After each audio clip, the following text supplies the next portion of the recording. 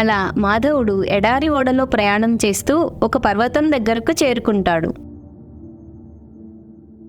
ఈ ఓడ ఇక్కడికి వచ్చి ఆగిందంటే నేను వెళ్ళాల్సింది ఇటువైపుగానే అనుకుంటా.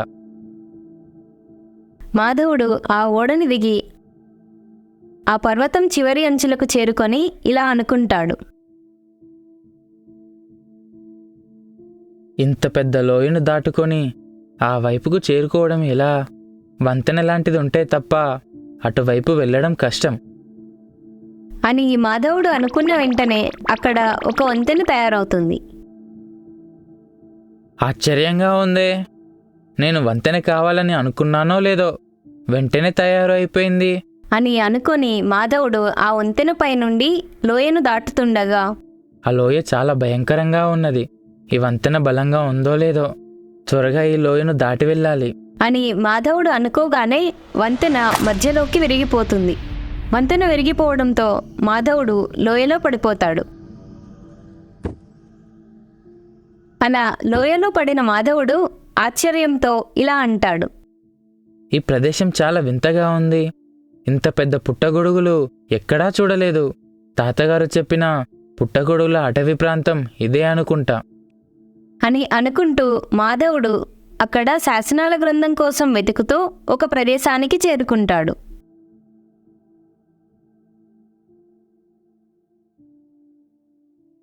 తాతగారు ఈ ప్రదేశంలో ఉన్న ఇలాంటి స్తూపం దగ్గరే శాసనాల గ్రంథం ఉంటుందని చెప్పారు. కానీ ఈ ప్రదేశం చాలా నిర్మానుష్యంగా ఉంది. ఎలాంటి అలకడీ లేదు. అలా మాధవుడు సందేహంలో ఉండగా దూరంగా ప్రదేశంలో ఏదో మెరుస్తూ కనిపిస్తుంది అని అనుకుంటూ మెరుస్తూ కనిపిస్తున్న ప్రదేశానికి చేరుకుంటాడు. ఇంత చిన్న గాజు సీసా అంత పెద్ద వెలుగునిస్తుందా? అసలు ఏముంది దీని లోపల అని మాధవుడు ఆ గాజు సీసాని సూక్ష్మంగా పరిశీలిస్తాడు. ఈ సీసాలో ఎవరో బందీగా ఉన్నారు అని మాధవుడు ఆ సీసాలో ఉన్న ఆత్మను విడుదల చేస్తాడు. అప్పుడు ఒక దేవత ప్రత్యక్షమవుతుంది. ఎవరు మీరు? ఇలా సీసాలో బందీగా ఉన్నారు. నేను ఈ ప్రాంతాన్ని రక్షించే రక్షకురాలిని, శాసనాల గ్రంథానికి రక్షణగా ఉండేదాన్ని. మిమ్మల్ని ఎవరు ఇలా సీసాలో బంధించారు? కొన్ని సంవత్సరాల క్రితం మాయాసురుడు అనే రాక్షసుడు తన మాయలతో ఈ మాయా ప్రపంచంలోకి ప్రవేశించి శాసనాల గ్రంథాన్ని దొంగలించి నన్ను ఇలా బంధించాడు. అంటే ఇప్పుడు శాసనాల గ్రంథం ఇక్కడ లేదా? అవును మాధవ, మాయాసురుడు నన్ను బంధించి శాసనాల గ్రంథాన్ని తీసుకొని ఆకాశ మార్గంలో ఉన్న రహస్య ప్రదేశంలో స్ఫటిక గృహంలో దాక్కున్నాడు. ఆకాశ మార్గంలోనా? అక్కడికి చేరుకోవడం ఎలా తల్లి? మాధవ, నేను శక్తిహీనురాలిని. ఆ మాయాసురుడితో ఇప్పుడు నేను పోరాడలేను. నా దగ్గర ఉన్న ఆఖరి అస్త్రాన్ని నీకు బహుకరిస్తాను. దానితో నువ్వు ఆకాశ మార్గంలో ప్రయాణం చేయగలవు అని చెప్పి మాధవుడికి దేవత రెక్కలను ప్రసాదిస్తుంది. ధన్యుడని తల్లి, ధన్యుడని. ఈ రెక్కలతో ఆకాశ మార్గంలో ప్రయాణించి ఆ మాయాసురుడు ఏ మూలన ఉన్నా వెతికి ఆ శాసనాల గ్రంథాన్ని దక్కించుకుంటాను. నేను శాసనాల గ్రంథాన్ని చేరుకోవడానికి ఈ చివరి ప్రయత్నం చూడాలంటే మీరు కథలవనం యూట్యూబ్ ఛానల్ని సబ్స్క్రైబ్ చేసి, లైక్ చేసి, మీ స్నేహితులకి షేర్ చేసి ఈ కథలో మీకు నచ్చిన విషయాన్ని కామెంట్ రూపంలో తెలియజేయండి అని చెప్పి మాధవుడు అక్కడి నుండి బయలుదేరి మాయాసురుడి కోసం వెతకడం ప్రారంభిస్తాడు. అలా మాధవుడు ఆకాశ మార్గంలో వెళ్తుండగా ఇదేంటి అలా గాల్లో తేలుతూ ఉన్నాయి? ఈ ఆకాశ దీవుల్లోనే మాయాసురుడు ఉండి ఉంటాడు అని అనుకుంటూ మాధవుడు ఆకాశం దీవుల వైపుగా వెళ్తాడు. అదిగో స్ఫటిక దీవి, అక్కడ మాయాసురుడు ఉంటాడు అని మాధవుడు స్ఫటిక దీవిపై దిగుతాడు.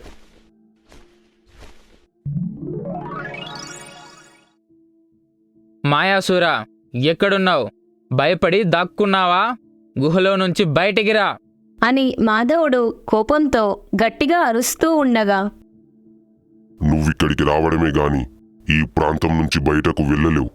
ఇప్పటికి చాలా అవరోధాలను దాటుకొని వచ్చాను. శాసనాల గ్రంథం దక్కించుకొని తీరుతాను.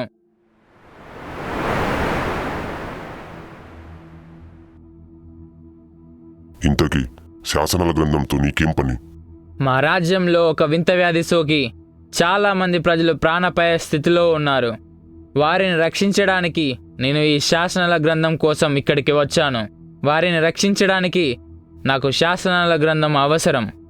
మీ రాజ్యంలో ఆ వింత వ్యాధిని సోకేలా చేసి నిన్ను ఇక్కడికి రప్పించింది నేనే.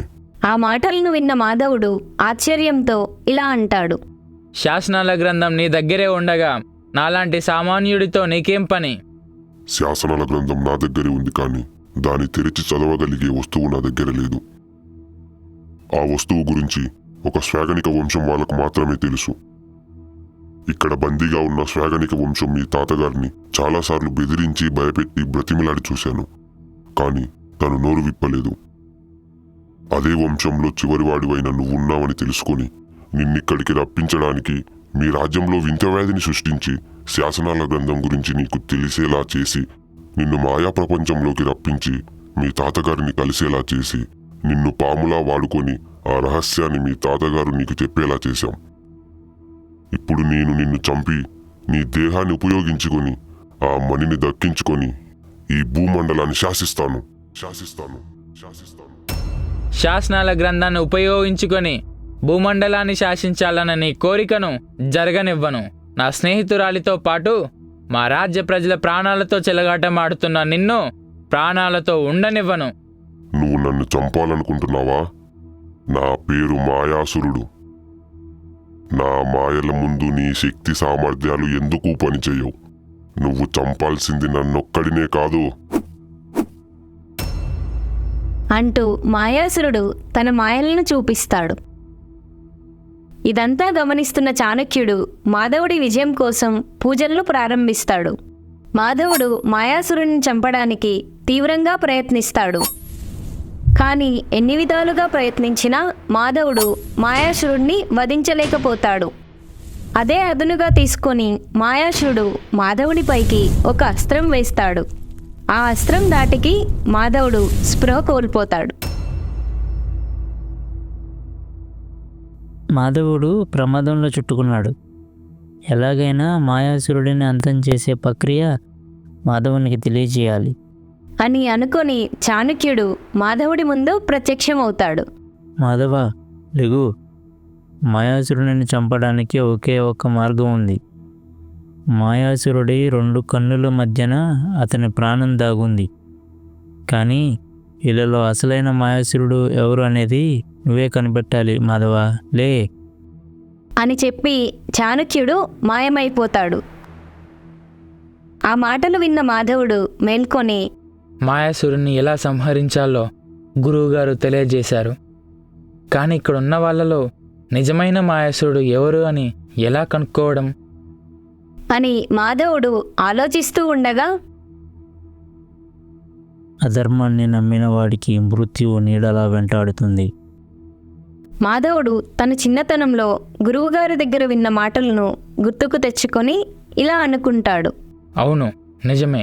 ఆ ధర్మాన్ని నమ్మిన వాడిని మృత్యు నీడలా వెంటాడుతుంది. అదిగో ఆ 3వ వాడి దగ్గరుంది. అంటే అతనే నిజమైన మాయాసురుడు అని అనుకుంటూ మాధవుడు మాయాసురుడిని సంహరిస్తాడు.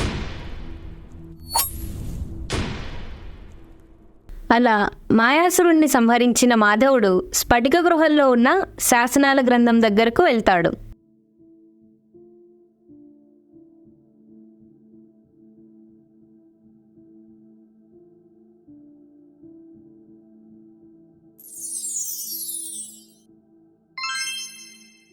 ఇదే ప్రతి ప్రశ్నకు సమాధానం చెప్పగల శాసనాల గ్రంథం.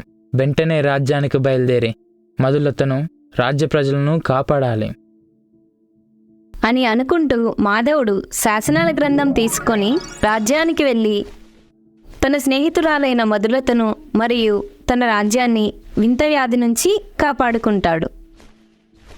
ఇలాంటి మరిన్ని ఆసక్తికరమైన విలువలతో కూడిన కథల కోసం కథలవనం ఛానల్ని ఇప్పుడే సబ్స్క్రైబ్ చేసుకోండి.